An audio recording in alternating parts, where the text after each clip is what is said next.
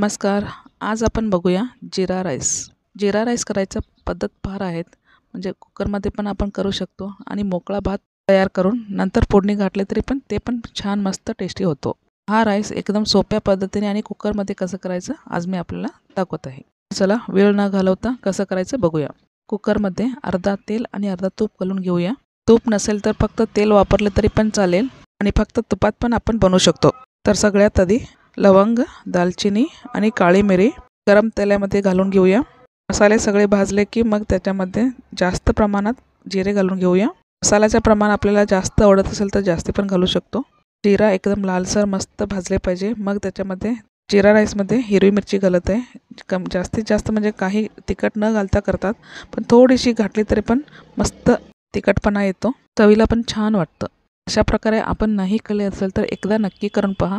लांबसडक तांदूळ घेतले आहे, एक अर्धा तास भिजवून घातलेले. भिजलेले तांदूळ त्याच्यामध्ये घालून घेऊया.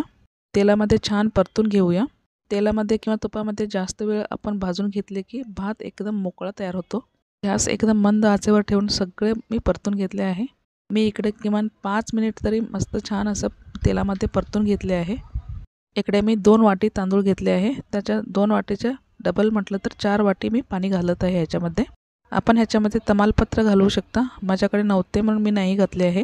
पाणी घातल्यानंतर थोडेसे गरम झाले की चवीनुसार ह्याच्यामध्ये आपण मीठ घालूया. मीठ घालून झाल्यानंतर 2 मिनिटांनी आपण मीठ बरोबर आहे की नाही चेक करून घेऊ. कमी जास्त असले की आताच बघू शकतो.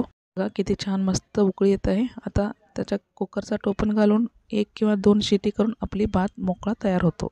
मस्त मोकळा आपला जीरा राईस तयार आहे. इझी आणि सिंपल आपली जीरा राईस तयार आहे. दाल बरोबर मस्तपैकी खाऊन घ्या. रेसिपी आवडली ना? आवडली तर सबस्क्राईब करून घ्या की आता.